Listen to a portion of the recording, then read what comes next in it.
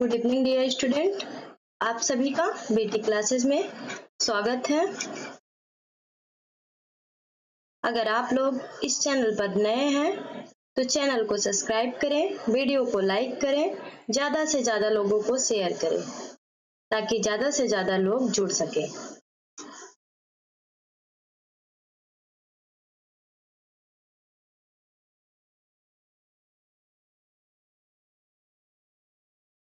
हमने अपनी पहली क्लास में आप लोगों को 2011 बिहार पीसीएसजे में पूछे गए और शॉर्ट पेपर को सॉल्व करवाया।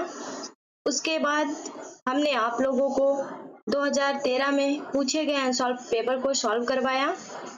आज हम आप लोगों को बिहार पीसीएसजे 2016 में पूछे गए अनसॉल्व पेपर को जो है सॉल्व करवाएंगे।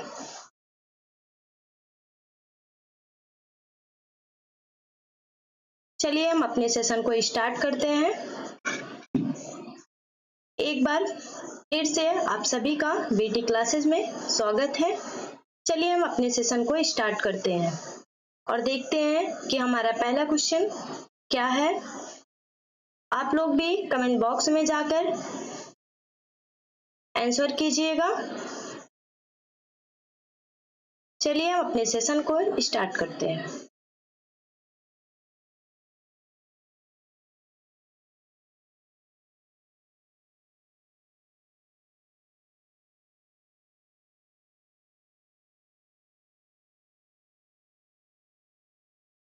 और देखते हैं हमारा पहला क्वेश्चन क्या कहता है।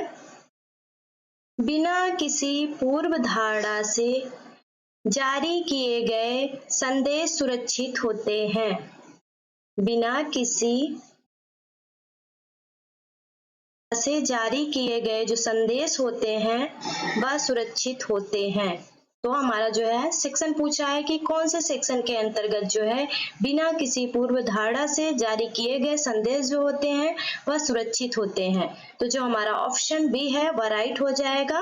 जो हमारे साक्ष्य अधिनियम की धारा जो है 23 है उसमें जो है बिना किसी पूर्व धारणा के जारी किए गए जो संदेश होते हैं वो सुरक्षित होते हैं। तो जो हमारा ऑप्शन बी है वह राइट हो जाएगा। चलिए हम अपना क्वेश्चन नंबर 2 और देखते हैं कि हमारा क्वेश्चन नंबर 2 क्या कहता है। साक्ष्य की स्वीकार्यता से संबंधित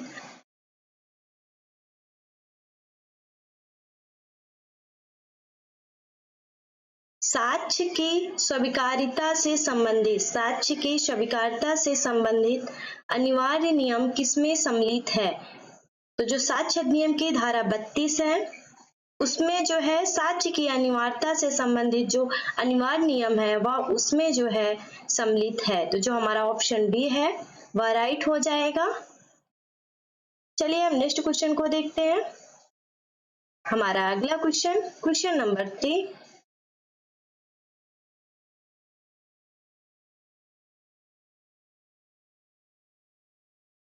दिल्ली उच्च न्यायालय ने किस मुकदमे में गवाहों की सुरक्षा के बारे में मार्गदर्शक निर्देश जारी किया था। जो दिल्ली उच्च न्यायालय ने किस मुकदमे में गवाहों की सुरक्षा के बारे में मार्गदर्शक निर्देश जारी किया था। तो जो नैना साहनी मुकदमा था, नैना साहनी का मुकदमा था 2007 का, उसमें जो है दिल्ली उच्च न्यायालय ने जो है जो गवाह होते हैं उनकी सुरक्षा के बारे में जो है निर्देश दिया था। तो जो हमारा ऑप्शन नंबर बी है वह राइट हो जाएगा। चलिए हम नेक्स्ट क्वेश्चन पर आते हैं, क्वेश्चन नंबर 4 और देखते हैं हमारा अगला क्वेश्चन नंबर 4 क्या कहता है। ए अपनी पत्नी सी के साथ व्यभिचार के आधार पर बी के विरुद्ध मुकदमा दर्ज करवाता है। ए अपनी पत्नी सी के साथ व्यभिचार के आधार पर बी के विरुद्ध मुकदमा दर्ज करवाता है। सी को ए की पत्नी मानने से इनकार करता है। जो बी है वो सी को जो है ए की पत्नी मानने से इनकार करता है। परंतु न्यायालय बी को व्यभिचार का दोषी ठहराता है। जो न्यायालय है वो बी को जो है व्यभिचार का दोषी ठहराता है। तत्पश्चात ए के जीवन काल में बी से विवाह करके जो है 2 पति रखने के लिए जो है सी पर मुकदमा चलाया जाता है। सी पर जो है 2 पति रखने के लिए जो है मुकदमा चलाया जाता है। और जो सी है वह कहती है कि वह कभी ए की पत्नी नहीं थी। सी कहती है ए की कभी पत्नी थी ही नहीं। अब फैसला तो बी जो है तो बी के जो विरुद्ध जो है न्यायालय क्या फैसला देगा, तो जो हमारा ऑप्शन बी है वह राइट हो जाएगा। सी के विरुद्ध फैसले के अनुसार जो है वह अनुचित है। तो चलिए तो जो हमारा ऑप्शन बी है वह राइट हो जाएगा। चलिए हम नेक्स्ट क्वेश्चन पर आते हैं, क्वेश्चन नंबर 5 और देखते हैं हमारा अगला क्वेश्चन नंबर 5 क्या कहता है। आप सभी वीडियो को पॉज करके सारे ऑप्शन को देखकर करेक्ट आंसर को करिएगा, मार्क करिएगा। हमने हमारा अगला क्वेश्चन नंबर 5 क्या कहता है। भारतीय साक्ष्य कानून के निम्नलिखित में अध्यायों में से कौन सा अध्याय है गवाहों से संबंधित है। जो भारतीय साक्ष्य अधिनियम का जो अध्याय है वह गवाहों से संबंधित है, तो ऐसा कौन सा अध्याय है जो गवाहों से संबंधित है। हमारा क्वेश्चन है गवाहों से संबंधित भारतीय साक्ष्य अधिनियम में कौन सा अध्याय है। तो जो हमारा ऑप्शन नंबर डी है वह राइट हो जाएगा। जो अध्याय 10 है वह जो है गवाहों से संबंधित है। चलिए हम नेक्स्ट क्वेश्चन पर आ जाते हैं, क्वेश्चन नंबर 6 और देखते हैं हमारा अगला क्वेश्चन नंबर 6 क्या कहता है।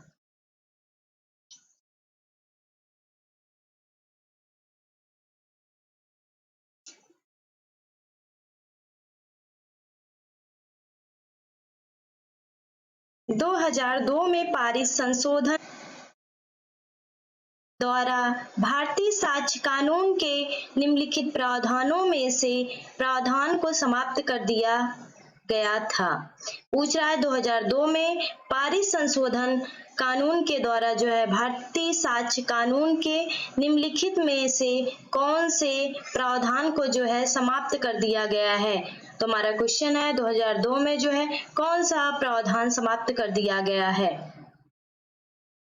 जो हमारा राइट आंसर हो जाएगा ऑप्शन नंबर सी राइट हो जाएगा। जो धारा 155 की उपधारा 4 है वह जो है 2002 के द्वारा जो है समाप्त कर दिया गया।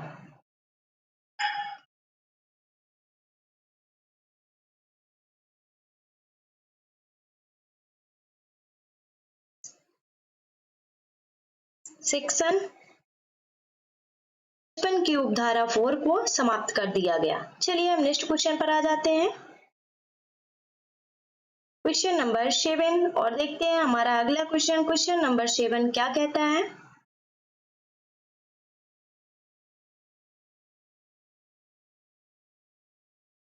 फौजदारी प्रक्रिया संहिता 1973 निम्नलिखित में धाराओं में से कौन सी धारा न्यायिक कार्यवाही पद को परिभाषित करती है। तो जो हमारा सीआरपीसी है वह 1973 का है।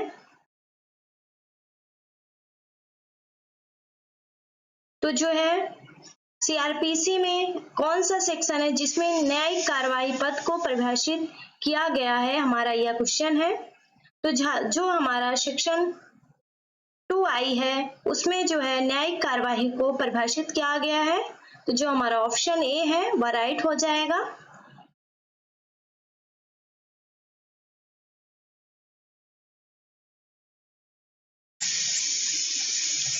एक क्वेश्चन आप लोगों को इससे रिलेटेड और बता देते हैं हम आप लोगों को है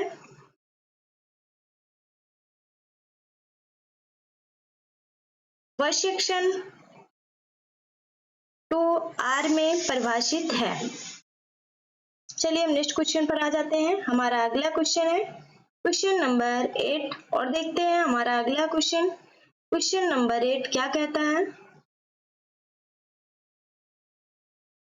निम्नलिखित मुकदमों में से किस मुकदमे में सर्वोच्च न्यायालय ने गिरफ्तारी के संबंध में विशेष मार्गदर्शक जारी किया है? तो हमारा जो क्वेश्चन है वह कह रहा है निम्नलिखित मुकदमों में से किस मुकदमे में सर्वोच्च न्यायालय ने गिरफ्तारी के संबंध में विशेष मार्गदर्शक निर्देश जारी किया है? तो जो हमारा ऑप्शन नंबर सी है वह राइट हो जाएगा। डीके बसु के मुकदमे में जो है सर्वोच्च न्यायालय ने गिरफ्तारी के संबंध में विशेष मार्गदर्शक निर्देश जारी किए थे। चलिए हम नेक्स्ट क्वेश्चन पर आ जाते हैं, क्वेश्चन नंबर 9, और देखते हैं हमारा अगला क्वेश्चन नंबर 9 क्या कहता है। हमारा क्वेश्चन नंबर 9 भी सीआरपीसी से संबंधित है। फौजदारी प्रक्रिया संहिता 1973 की धारा 125 के अधीन किसी दंडाधिकारी द्वारा निर्वाह के लिए मासिक भत्ते के रूप में दी जा सकने वाली अधिकतम राशि क्या है? पूछ रहा है फौजदारी प्रक्रिया संहिता 1973 की जो धारा 125 है जो मेंटेनेंस से संबंधित है, भरण पोषण से, जो हमारा धारा वह भरण पोषण से संबंधित है।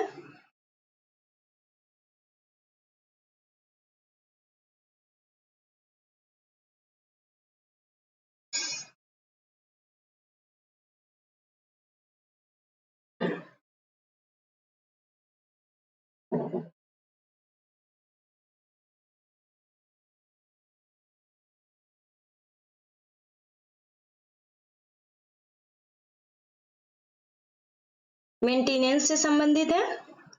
तो हमारा क्वेश्चन कह रहा है फौजदारी प्रक्रिया संहिता 1973 की धारा 125 के अधीन किसी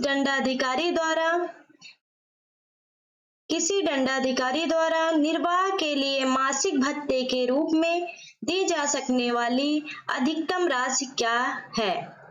तो जो अधिकतम राशि है उसकी कोई सीमा नहीं है, उसकी कोई निर्धारण नहीं किया गया। उसका जो अधिकतम राशि है वह कुछ भी हो सकती है, वह उसकी आय पर निर्धारित करती है, उसकी आय कितनी है उसके अकॉर्डिंग जो है न्यायालय भरण पोषण का राशि जो है निर्धारित करता है। तो जो हमारा ऑप्शन डी है वह राइट हो जाएगा। चलिए हम अपने नेक्स्ट क्वेश्चन पर आ जाते हैं, क्वेश्चन नंबर 10, और देखते हैं हमारा अगला क्वेश्चन नंबर 10 क्या कहता है। आप लोग भी कमेंट बॉक्स में जाकर आंसर दीजिएगा। चलिए हम अपने क्वेश्चन को देखते हैं। फौजदारी प्रक्रिया संहिता 1973 की धारा 164A के अधीन बलात्कार की किसी भी पीड़िता को जो है ऐसे अपराध की घटना की सूचना प्राप्त होने अंदर परीक्षण के लिए किसी पंजीकृत स्वास्थ्य चिकित्सक होगा। कह रहा है फौजदारी प्रक्रिया संहिता 1973 की धारा जो 164A है के अधीन बलात्कार की किसी भी पीड़िता को ऐसे अपराध की घटना की सूचना प्राप्त होने के कितने दिन के अंदर जो है परीक्षण के लिए जो है स्वास्थ्य चिकित्सक के पास भेजा जाएगा। तो जो हमारा ऑप्शन नंबर सी है वह राइट हो जाएगा। 24 घंटे के अंदर, 24 घंटे के अंदर जो है स्वास्थ्य चिकित्सक के अंतर्गत जो है भेज दिया जाता है चिकित्सीय कार्य के लिए। जो है अगर कोई बलात्कार के पीड़िता है उसको 24 घंटे के अंतर्गत जो है स्वास्थ्य चिकित्सक के पास जो है भेज दिया जाता है। तो हमारा ऑप्शन नंबर सी राइट हो जाएगा। चलिए हम नेक्स्ट क्वेश्चन पर आते हैं और देखते हैं हमारा अगला क्वेश्चन क्या कहता है। हमारा अगला क्वेश्चन नंबर 11, निम्नलिखित में से किस उपधारा या फौजदारी प्रक्रिया संहिता संशोधन अधिनियम 2005 द्वारा फौजदारी प्रक्रिया संहिता की धारा 176 में शामिल किया गया? क्वेश्चन है, निम्नलिखित में से किस उपधारा या उपधाराओं को जो है फौजदारी प्रक्रिया संहिता संशोधन अधिनियम जो 2005 है, फौजदारी प्रक्रिया संहिता की जो धारा 176 है उसमें शामिल किया गया? तो हमारे 4 ऑप्शन दिए गए हैं। इन चारों ऑप्शन में से कौन से ऑप्शन को जो है शामिल किया गया? तो जो हमारा ऑप्शन नंबर डी है वह राइट हो जाएगा। जो 76 धारा 176 की उपधारा 1 का ए है उसको, और जो धारा 176 की उपधारा 5 है उसको जो है 2005 के द्वारा जोड़ा गया। तो हमारा ऑप्शन नंबर डी राइट हो जाएगा। चलिए हम नेक्स्ट क्वेश्चन पर आते हैं और देखते हैं हमारा अगला क्वेश्चन, क्वेश्चन नंबर 12 क्या कहता है?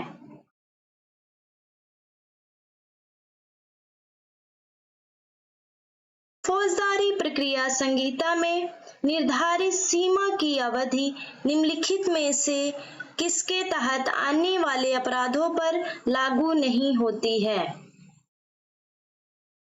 हमारा क्वेश्चन है, जो हमारा सीआरपीसी है वो निर्धारित सीमा की अवधि निम्नलिखित में से किसके तहत आने वाले अपराधों पर लागू नहीं होती है? तो 4 ऑप्शन दिए गए हैं। तो इन चारों ऑप्शन में से आप लोगों को बताना है कि कौन से ऑप्शन पे लागू नहीं होती है। तो जो ऑप्शन नंबर डी है वह राइट हो जाएगा। जो हमारा जो है फौजदारी प्रक्रिया संहिता में निर्धारित सीमा की अवधि है वह इन सभी में से किसी पे भी लागू नहीं होती है। तो ऑप्शन हमारा सी डी जो है राइट हो जाएगा। चलिए हम नेक्स्ट क्वेश्चन पर आते हैं और हमारा अगला क्वेश्चन है क्वेश्चन नंबर 13।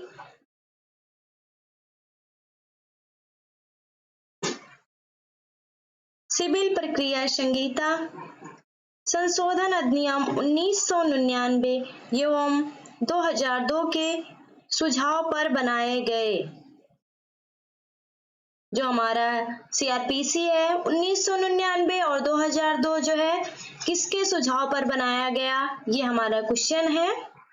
तो जो मलिमत कमेटी थी उसके आधार पे जो है हमारा जो सीआरपीसी है 1999 और 2000 मलिमत कमेटी के सुझाव पर बनाया गया था। जो हमारा ऑप्शन नंबर बी है वह राइट हो जाएगा। ये क्वेश्चन वेरी इंपॉर्टेंट है, ये कई बार पूछा गया है। चलिए हम नेक्स्ट क्वेश्चन पर आते हैं क्वेश्चन नंबर 14 और देखते हैं हमारा अगला क्वेश्चन, क्वेश्चन नंबर 14 क्या कहता है?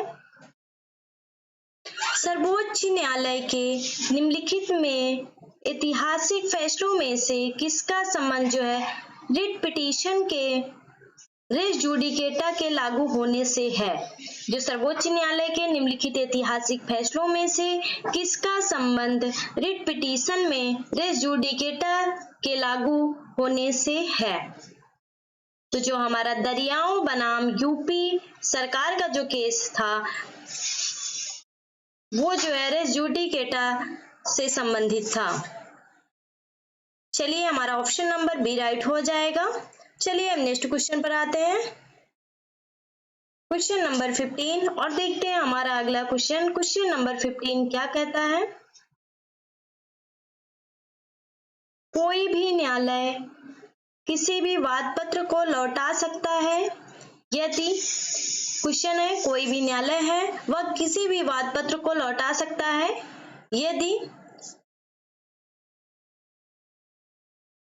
या उसके क्षेत्राधिकार में ना हो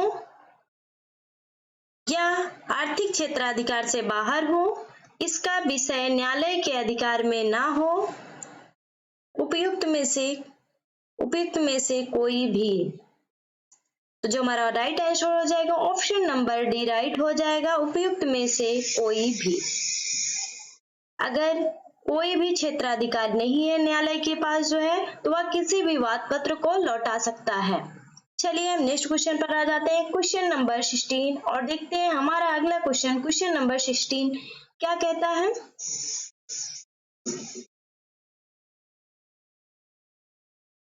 सिविल प्रक्रिया संहिता संशोधन अधिनियम 2002 लागू हुआ। तो हमारा जो है जो हमारा सीआरपीसी जो हमारा सिविल प्रक्रिया संहिता सीपीसी है वह 2002 कब लागू हुआ था?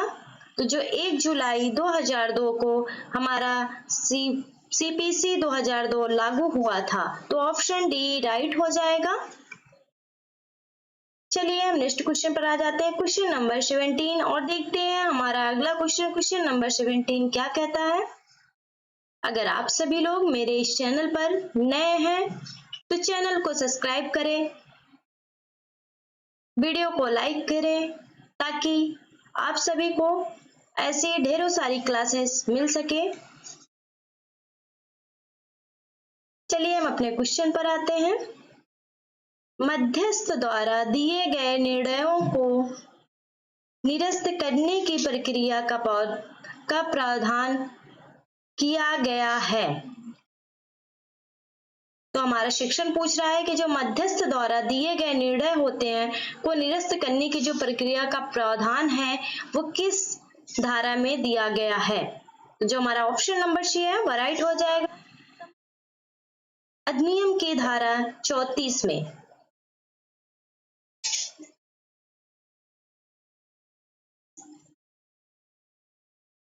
तो जो हमारा ऑप्शन नंबर सी है वह राइट हो जाएगा। चलिए हम अपने नेक्स्ट क्वेश्चन पर आते हैं, क्वेश्चन नंबर 18, और देखते हैं हमारा अगला क्वेश्चन नंबर 18 क्या कहता है।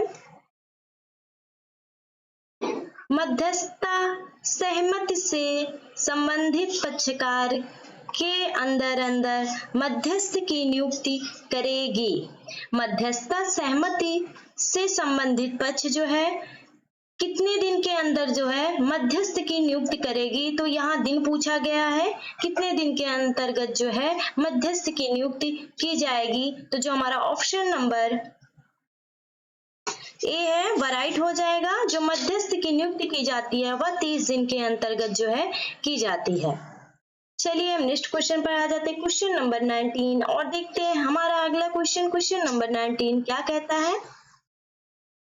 तुच्छ विषयों से संबंधित न्यायालयों द्वारा दी गई डिक्री अथवा आदेश पर द्वारा पुनर्विचार किया जा सकता है। तो यहाँ पे हमारा जो क्वेश्चन है, जो तुच्छ विषयों से संबंधित न्यायालयों द्वारा दी गई कोई डिक्री है या आदेश है उस पर पुनर्विचार किया जा सकता है। किसके द्वारा जो है उस पर पुनर्विचार किया जा सकता है?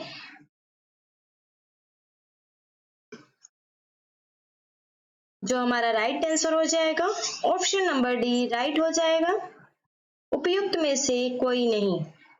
चलिए हम नेक्स्ट क्वेश्चन पर आते हैं, क्वेश्चन नंबर 20।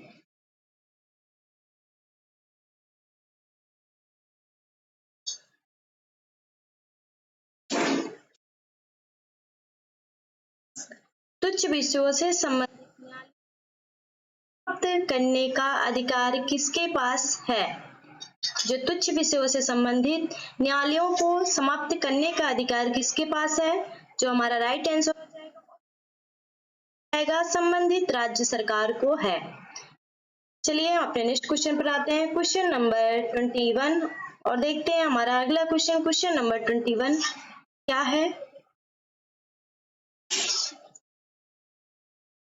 निम्नलिखित मामलों में से किसमें यह तर्क था कि हमारे संविधान की प्रस्तावना को इसकी व्याख्या में मार्गदर्शक होना चाहिए और इसलिए अनुच्छेद 21 के अधीन बनाए गए किसी भी कानून को शून्य माना जाना चाहिए अगर वह प्राकृतिक न्याय के सिद्धांतों के खिलाफ है।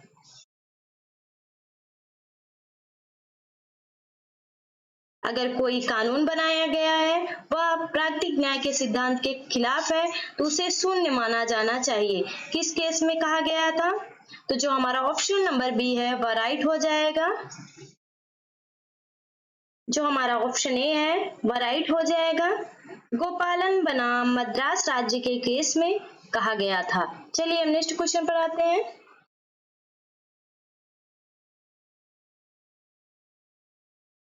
Question number 22।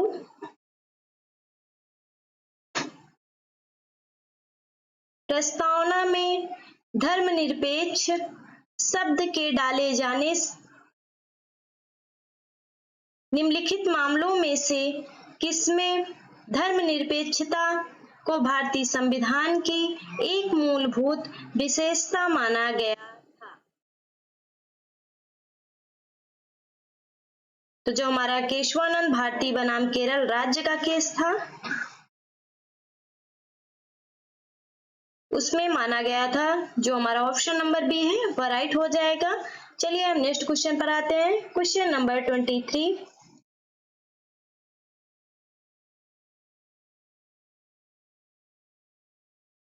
निम्नलिखित मामलों में से किसमें न्याय के बहुमत की सहमत थी कि संविधान का मूल ढांचा भारतीय संविधान के अनुच्छेद 368 के तहत सख्ती के अभ्यास में संविधान संशोधन द्वारा नष्ट या क्षतिग्रस्त नहीं किया जा सकता है? तो जो हमारा राइट हो जाएगा गोलकनाथ बनाम पंजाब राज्य के केस में कहा जो हमारे भारतीय संविधान का मूल ढांचा है वह अनुच्छेद 368 के तहत सख्ती के अभ्यास में संविधान का जो है संशोधन द्वारा नष्ट या क्षतिग्रस्त नहीं किया जा सकता है। तो हमारा ऑप्शन नंबर बी राइट हो जाएगा। चलिए हम नेक्स्ट क्वेश्चन पर आते हैं। क्वेश्चन नंबर 24 और देखते हैं हमारा क्वेश्चन नंबर 24 क्या कहता है। एक व्यक्ति जो या जिसका पिता भारत के राज क्षेत्र में पैदा नहीं हुआ था लेकिन का जिसका भारत के राज क्षेत्र में अपना अधिवास है और खा जो आमतौर पर संविधान के प्रारंभ होने से ठीक पहले कम से कम 5 वर्ष के लिए भारत के राज्य क्षेत्र के बाहर रहा हो, भारत के राज्य क्षेत्र के भीतर रहा हो, उसे भारतीय नागरिक के रूप में माना जाता है। यह भारतीय संविधान के किस अनुच्छेद में वर्णित है? तो जो हमारा ऑप्शन नंबर डी है वह राइट हो जाएगा। अनुच्छेद 5C में वर्णित है। तो ऑप्शन नंबर डी हमारा राइट हो जाएगा। चलिए हम नेक्स्ट क्वेश्चन पर आते हैं। Question number 25। भारतीय संविधान के अनुच्छेद 13 के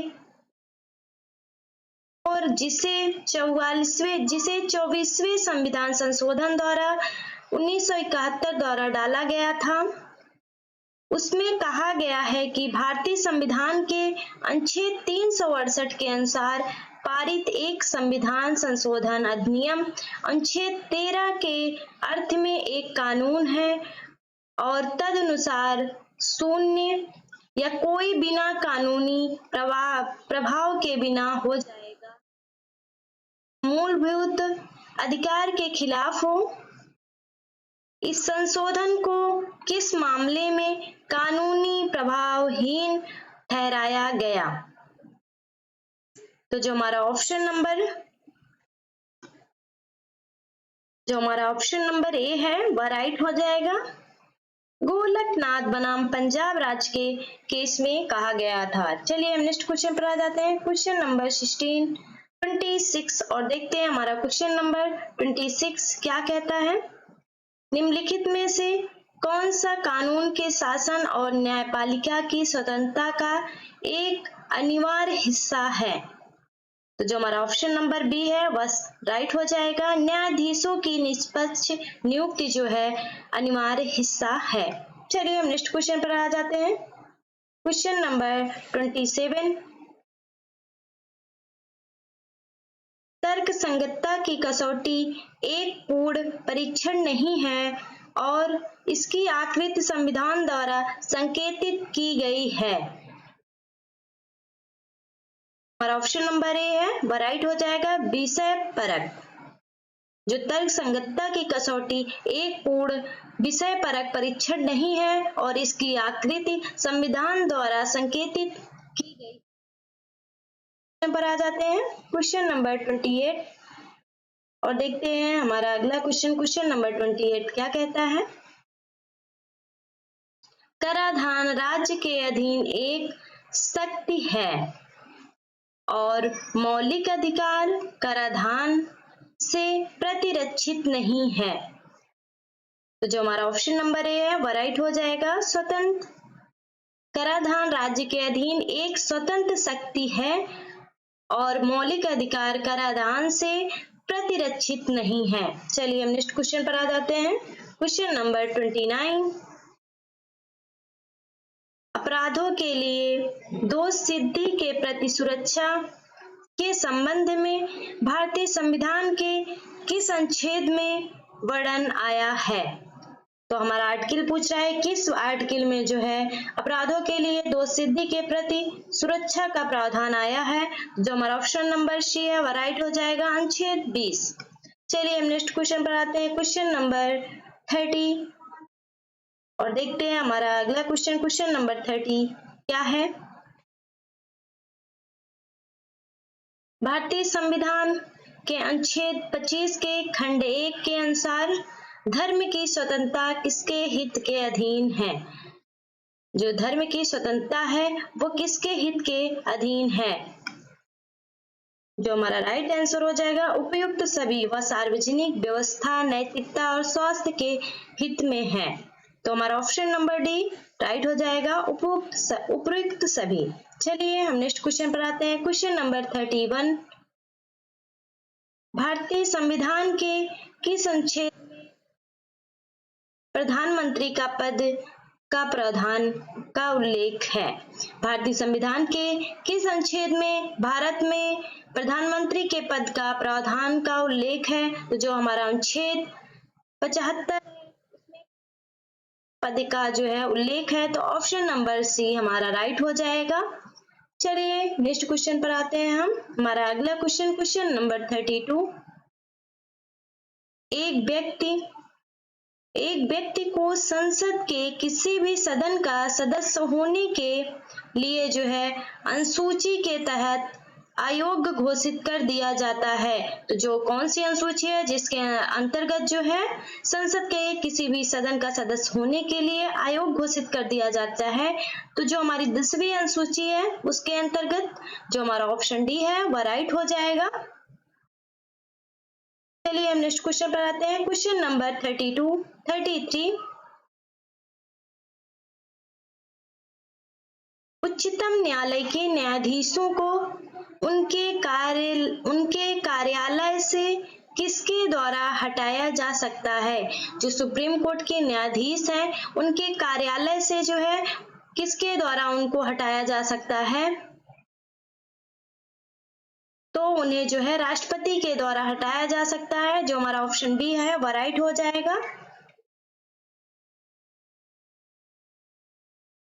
हमारा अगला क्वेश्चन नंबर 34, निम्नलिखित में से कौन सा तथ्यों का प्रश्न होगा और कानून का प्रश्न नहीं होगा? निम्नलिखित में से कौन सा तथ्यों का प्रश्न होगा और कानून का प्रश्न नहीं होगा? जो हमारा राइट आंसर हो जाएगा, ऑप्शन नंबर डी राइट हो जाएगा, उपयुक्त सभी। हमारा अगला क्वेश्चन नंबर 35,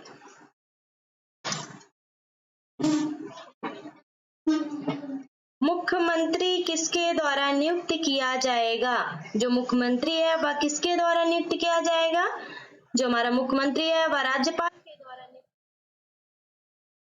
किया जाएगा।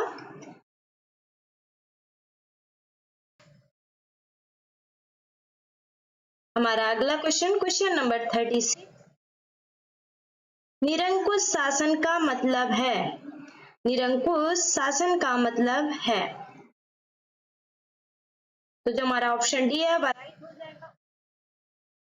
निरंकुश शासन का मतलब है निरंकुश होने की दशा या गुण, एक तरह की सरकार जिसमें जनता की शक्ति किसी व्यक्ति या किन्हीं व्यक्तियों में निहित है, जो किसी भी कानून या संस्था द्वारा बाधित या नियंत्रित नहीं है, बिना शर्त शक्ति या संप्रभुता, जो एक सम्राट, एक तानाशाह या एक कुलीन तंत्र में निहित है। तो हमारा ऑप्शन नंबर डी राइट हो जाएगा। हमारा अगला क्वेश्चन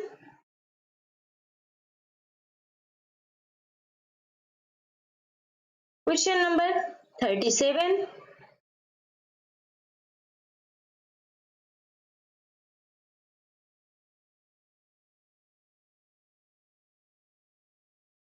परमादेश। परमादेश क्या है? तो जो हमारा ऑप्शन नंबर सी है वह राइट हो जाएगा। सार्वजनिक प्रकृति के कर्तव्यों के निष्पादन को बाध्य करने के लिए जारी किया जाता है। जो परमादेश होता है वह सार्वजनिक प्रकृति के कर्तव्यों के निष्पादन को बाध्य करने के लिए जारी किया जाता है। तो हमारा ऑप्शन नंबर सी राइट हो जाएगा।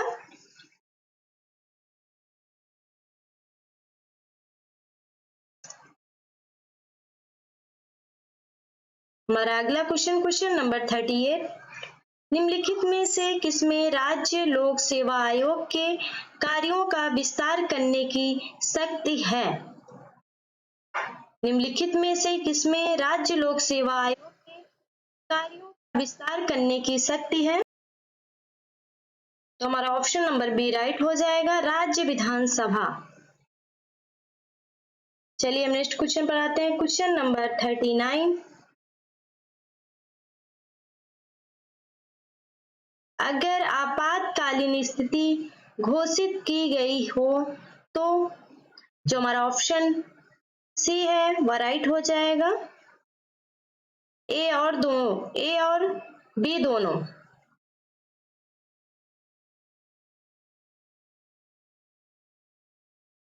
हमारा अगला क्वेश्चन नंबर 40,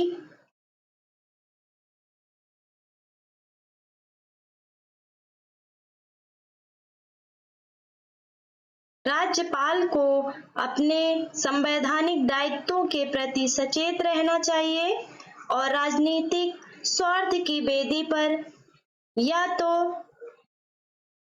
राजनीतिक जिम्मेदारी या संसदीय परंपराओं का त्याग नहीं करना चाहिए। निम्नलिखित में से किस मामले में राज्यपाल के संवैधानिक दायित्वों का उल्लेख किया गया? तो कौन सा ऐसा केस है जिसमें राज्यपाल के संवैधानिक दायित्वों का उल्लेख किया गया? एस.आर. चौधरी बनाम पंजाब राज्य के केस में इसका उल्लेख किया गया। तो हमारा ऑप्शन ए राइट हो जाएगा। हमारा अगला क्वेश्चन नंबर 41,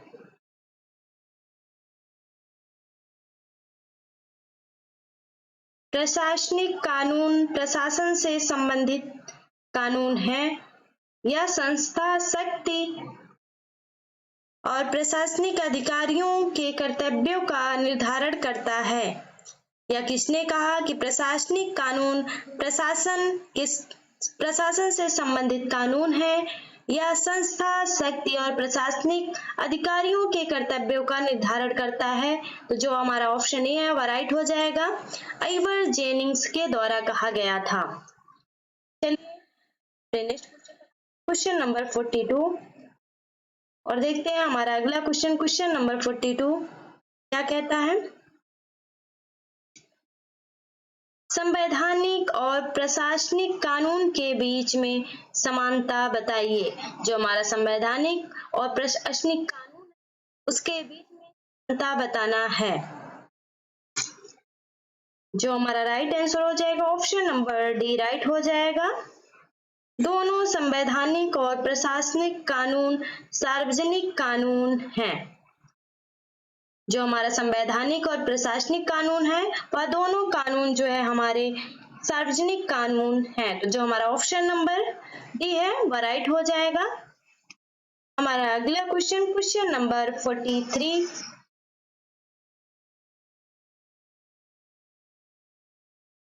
प्रशासनिक कानून के तहत जानकारी पर रोक लगाने के लिए विशेषाधिकार निम्न में अधिनियमित किया जाता है। तो किस धारा के अंतर्गत जो है विशेषाधिकार को अधिनियमित किया जाता है? जो हमारा राइट आंसर हो जाएगा ऑप्शन नंबर सी राइट हो जाएगा, धारा 123। हमारा अगला question number 44,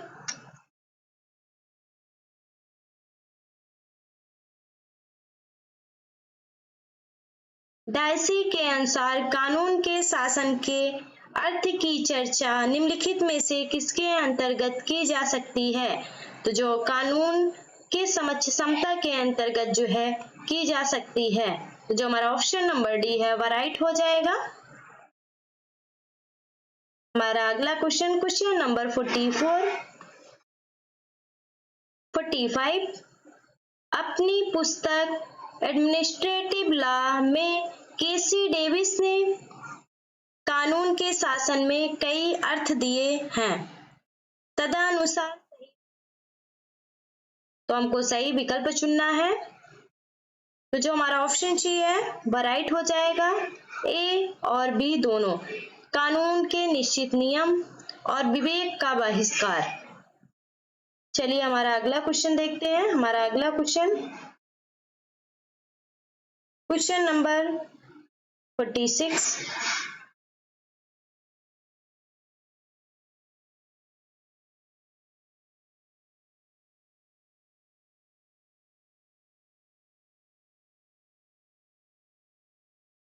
separation of power के सिद्धांत को निम्नलिखित में से किसके द्वारा समझाया जा सकता है?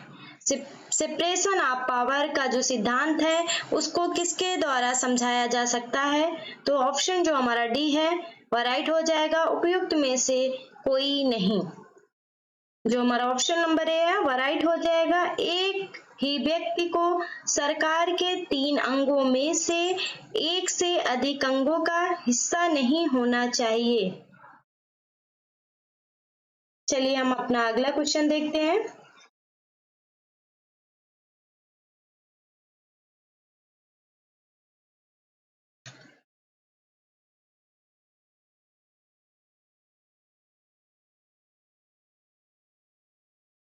क्वेश्चन नंबर 47, अगर आप सभी लोग मेरे इस चैनल पर नए हैं तो चैनल को सब्सक्राइब करें। आप लोगों को इसी चैनल पर विवेक सर के द्वारा जीके जीएस की क्लासेस जो है उपलब्ध करवाई जाती है, तो आप सभी जुड़कर इसका लाभ प्राप्त कर सकते हैं और ज्यादा से ज्यादा लोगों को शेयर कर उन्हें भी इस चैनल की जानकारी देकर उन्हें भी इस चैनल से जोड़े, ताकि ज्यादा से ज्यादा लोग मेरे इस चैनल से लाभ को उठा सके। चलिए हम अपना अगला क्वेश्चन देखते हैं। क्वेश्चन नंबर 47, आधुनिक राज्यों में कार्यकारी जिम्मेदारी को अर्धविधायी, अर्धन्यायिक, मिनिस्टेरियल और विशुद्ध प्रशासनिक कार्य के रूप में वर्गीकृत किया जाता है। यह अवलोकन निम्नलिखित न्यायिकवादों में से किस पर आधारित है? जो हमारा राइट आंसर हो जाएगा, ऑप्शन नंबर बी राइट हो जाएगा, मेनका गांधी बनाम भारत संघ। चलिए हम अपने नेक्स्ट क्वेश्चन पर आ जाते हैं। क्वेश्चन नंबर 48, भारत में प्रत्यायोजित विधायन, जिसे हम डेलीगेटेड लेजिस्लेशन कहते हैं, संविधान बनने की अवधि के पश्चात भी तय हो सकता है या किस वाद में तय किया गया? जो भारत में प्रत्यायोजित विधायन है संविधान बनने की अवधि के पश्चात भी तय हो सकता है या किस वाद में कहा गया? तो जो हमारा ऑप्शन नंबर बी है वह राइट हो जाएगा, re Delhi laws act 1912, AIR 1951 supreme court का केस था, इसी में कहा गया था। चलिए हम अपने अगले क्वेश्चन पर आते हैं। नेक्स्ट क्वेश्चन, हमारा नेक्स्ट क्वेश्चन, क्वेश्चन नंबर 49,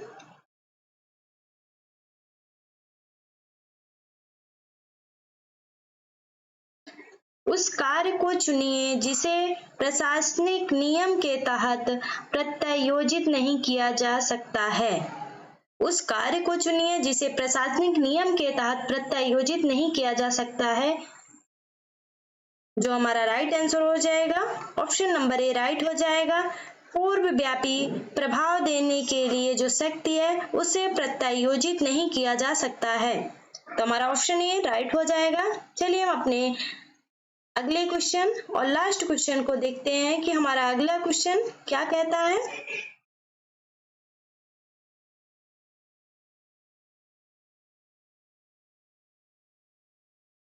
प्रत्यायोजित विधान, डेलीगेट्स लेजिस्लेशन की क्या कमी है? जो प्रत्यायोजित विधान है उसकी क्या कमी है? जो हमारा राइट आंसर हो जाएगा ऑप्शन नंबर बी राइट हो जाएगा। या मूल दी गई शक्तियों के अवसर है, और यह इस तरह की कार्यकारी संसद की तुलना में अधिक शक्ति का आनंद उठा सकती है। तो जो हमारा ऑप्शन नंबर बी है वह राइट हो जाएगा। अगर आप सभी लोग मेरे इस चैनल पर नए हैं तो चैनल को सब्सक्राइब करें, वीडियो को लाइक करें, कमेंट बॉक्स में जाकर कमेंट करें और बेल आइकन को दबाना ना भूलें। ज्यादा से ज्यादा लोगों को शेयर करें ताकि ज्यादा से ज्यादा लोग मेरे इस चैनल का लाभ ले सकें। और मेरे इसी चैनल पर जो है विवेक सर के द्वारा जीके जीएस की क्लासेज और बीएड एंट्रेंस एग्जाम की क्लासेस भी प्रोवाइड की जाती है। आप सभी इस चैनल से जुड़कर उन सभी का लाभ ले सकते हैं। आज की क्लास हम यही समाप्त करते हैं। हम अपने अगले क्लास में 50+ क्वेश्चन को देखेंगे। चलिए आप सभी को धन्यवाद, मेरा प्यार भरा नमस्कार।